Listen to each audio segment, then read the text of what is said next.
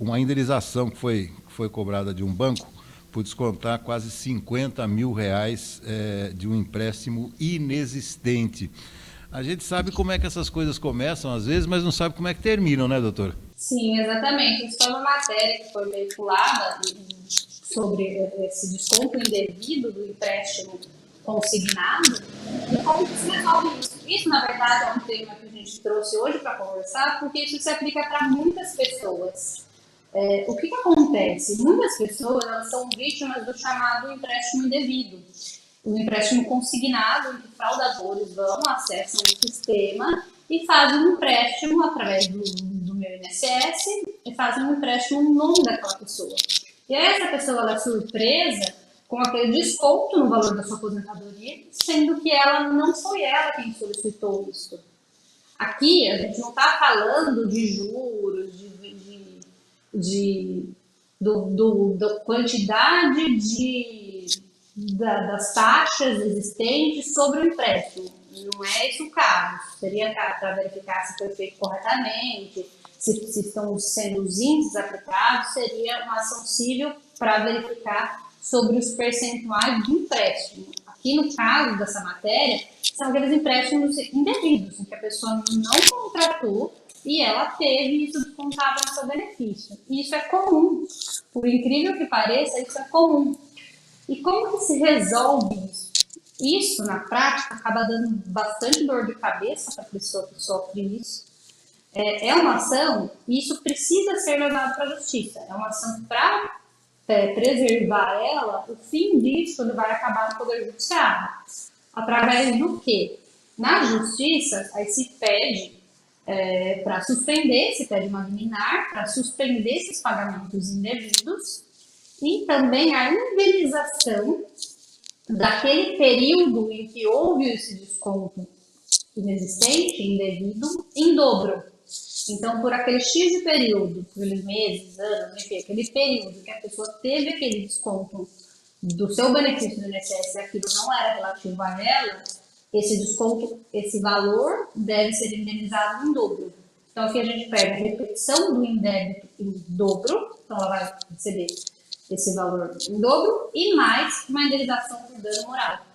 Então, isso é o desfecho, o caminho natural, o caminho indicado para esse tipo de acontecimento. E aqui é uma ação que vai estar no polo dessa ação, uma ação que vai entrar contra sempre o banco que forneceu aquele empréstimo e o INSS.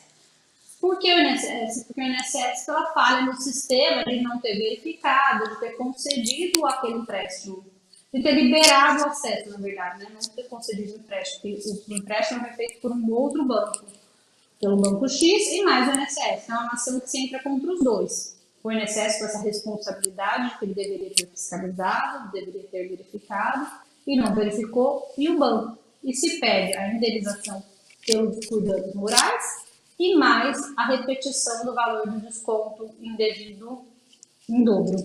Além de pedir a suspensão, através de uma liminar, desses descontos indevidos, que sejam cessados. Só que isso dá muito trabalho para a pessoa, porque a pessoa começa a ficar desesperada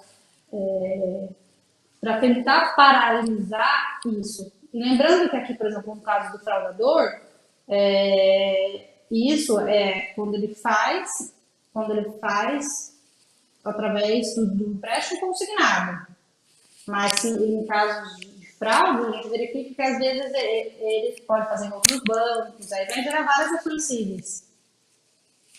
Porque, por exemplo, aqui ele fez através do INSS, mas se ele fizer o empréstimo no nome de outra pessoa, não sendo essa pessoa, daí vai gerar ação civil, ação criminal, e aí os desdobramentos.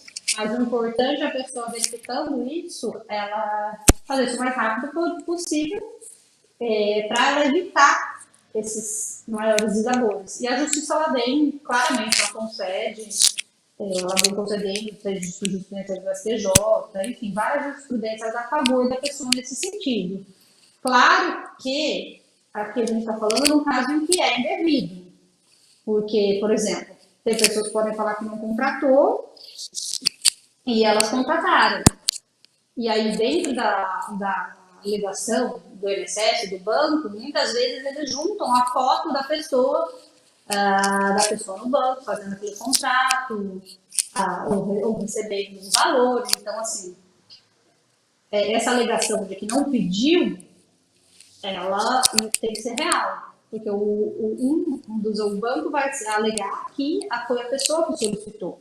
Só que nessa solicitação, eles têm as câmeras, eles têm as imagens, eles costumam usar isso dentro do processo, para provar se foi a pessoa que pediu ou não.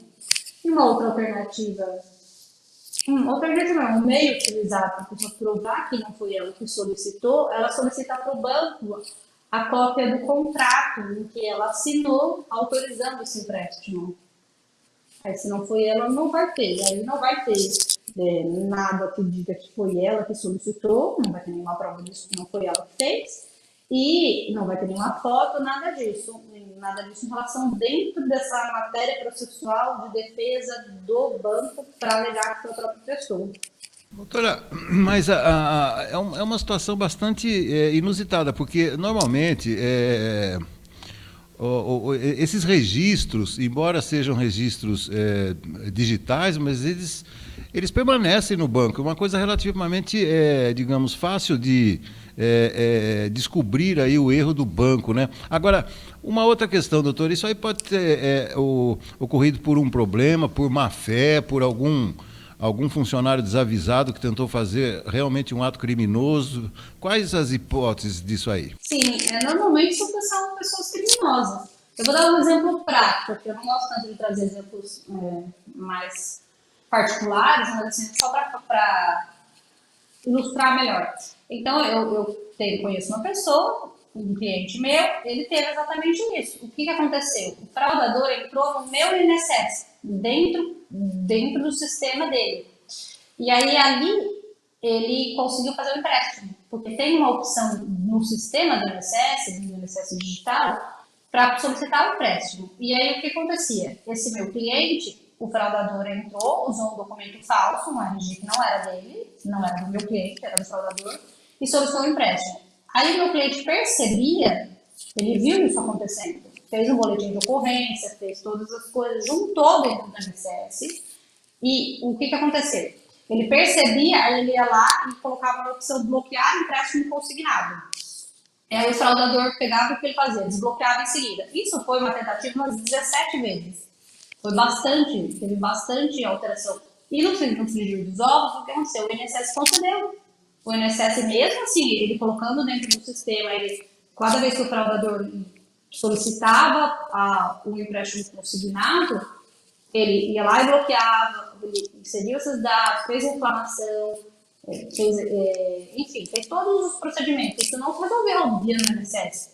Não travou ali, o INSS concedeu, veio descontado dele, aí nós entramos com uma ação judicial, aí cessou tanto o pagamento quanto a indenização, enfim, todos os trâmites judiciais. Mas então isso acontece. E no caso dele, ele ficava com muito medo, porque, por exemplo, esse fraudador, isso a gente resolve dentro do consignado do INSS. Mas esse fraudador, por exemplo, que está com esses documentos falsos, podia usar para outro empréstimo, outra coisa, se não tivesse no INSS, e aí vai uma infinidade de coisas que poderia fazer. Que coisa, não? Puxa vida. E olha, pessoa falando que não queria, né? Esse é um exemplo real. E tinham várias vezes. Então, esse sistema do INSS, da solicitação do empréstimo, ele é falho. Ele não é muito falho nesse sentido. Ele não puxa muitas informações, ele não tem muito critério para conceder ou não conceder essa liberação. Deveria, sim, ser mais eficaz, mais cauteloso. Por isso que ele também é trazido no polo dessa ação judicial. Porque, na verdade, não é o INSS que fornece o dinheiro, é o outro banco. O INSS ele é trazido nessa ação em conjunto com o banco justamente por conta disso. Tá certo. Poxa, mas tudo isso se resolve, só que assim, a orientação percebeu, verificou que está acontecendo alguma coisa estranha, procurou um advogado, porque o caminho é judicial. E dentro do caminho judicial, essa pessoa não vai ter prejuízo, porque ela vai receber em dobro, inclusive, daquilo que ela teve de prejuízo e mais do dano moral. Mas isso tem que ser feito via advogado e ação judicial, Porque o caminho no INSS, ele pode ser dessa forma, que vai, não vai, a pessoa não tem a certeza que vai ser resolvido, não costuma ser muito eficaz, ela precisa ir o mais rápido possível na justiça. Sim, sim, sim. Mas nesse caso aí, doutora Fernanda, isso aí demora muito? Não, por exemplo, demora o trâmite normal do processo, o andamento normal, mas para o juiz conceder liminar, ele costuma ser rápido. Até porque a pessoa está com aquilo todo mês, aquilo sendo descontado. Então, a liminar, essa decisão que já vai suspender o pagamento, costuma ser rápida.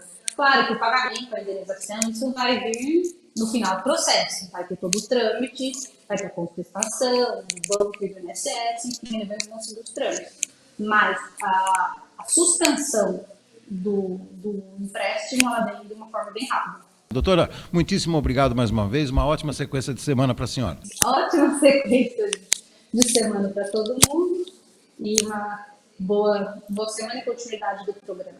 Tá bom? Um grande abraço e todo mundo fique com Deus. Até mais.